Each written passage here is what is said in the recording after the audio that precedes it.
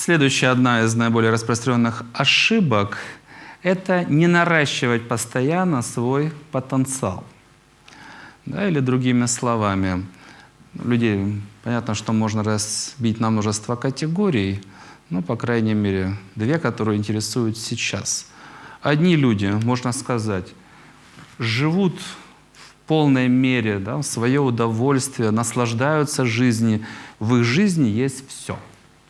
Они занимаются спортом, они путешествуют, они общаются с различными людьми, они посещают тренинги всевозможные, да, там, личностного роста, профессиональные, там, читают, наслаждаются. Да, жизнью во всех проявлениях, в их жизни есть все. А другие люди, даже если у них есть цель сделать карьеру, они очень много работают, в 3 смены работают, но на выходе мы получаем какие результаты? Что в большинстве случаев те, кто, конечно, тоже работают, но в их жизни есть все, они наслаждаются жизнью, и они получают на порядок большие результаты, чем те люди, которые постоянно вкалывают. И закономерности здесь достаточно на самом деле простые. Хотя понятно, что вкалывать — это более простая задача. Да, потому что впустить в свою жизнь спорт, ну, это непросто. Да, или впустить в свою жизнь там, открытые взаимоотношения на уровне чувств тоже непросто.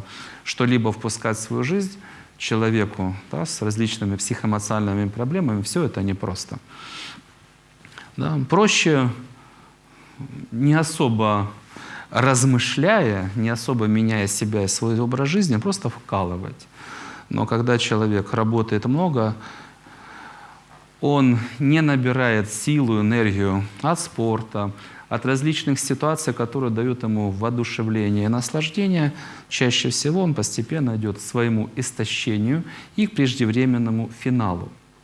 Многие депутаты говорили, там, известные люди, чиновники, как только получил первый, второй инфаркт, начинает думать, что пора заниматься спортом. Да? Кто не уделяет внимания набору энергии, да, через спорт, через все источники радости, кто не работает постоянно над усложнением своего сознания, своих личных качеств, да, и своих профессиональных знаний, то, с одной стороны, вот эти люди, они работают на износ, с другой стороны, они не усложняются, они не растут, они не обновляют, скажем, свои программы. Они не всегда успевают следить за тем, что происходит в мире.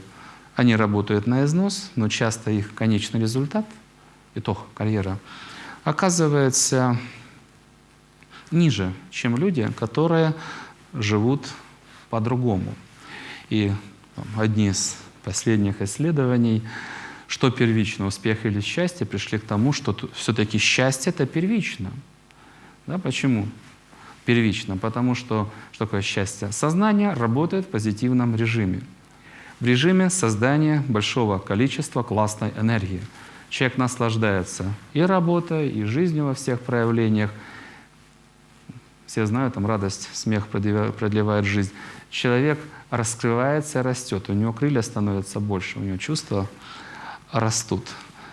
Кто нашел радость, счастье, у того шансы на успех резко повышаются. Если человек работает без радости, без воодушевления, нужно понимать, что он разрушается. Все депрессивные состояния, негативные эмоции, негативные программы шаг за шагом разрушают и уничтожают человека. Скажем, в крайних случаях, когда перенервничал, и посидеть можно за 1 час, и умереть можно за 1 час от того, что переволновался, стрессовое состояние. Это примерно то же самое, что в сеть подали не 220 вольт, а 580. Провода перегорают, какой орган выйдет из строя, это не столь важно. Поэтому аргументацию можно продумать, но желательно для себя понять. Человек — это сложная система. Идеальный вариант, как распорядиться с собой и своей судьбой, нужно понять, из чего состоит наше сознание, какие элементы нужно задействовать, чтобы они получали нагрузку, чтобы они получали энергию, позитивный заряд, радость, из чего состоит наша судьба, что является источником силы, энергии, какой идеальный баланс между различными целями, различными занятиями даст наивысший конечный результат. Да, если многие обязательные элементы отбросить, то жизнь становится скучной. В конечном итоге, приходя к истощению, человек теряет эффективность и движется без радости к печальному финалу. Пожалуйста, делайте правильный выбор. Спасибо.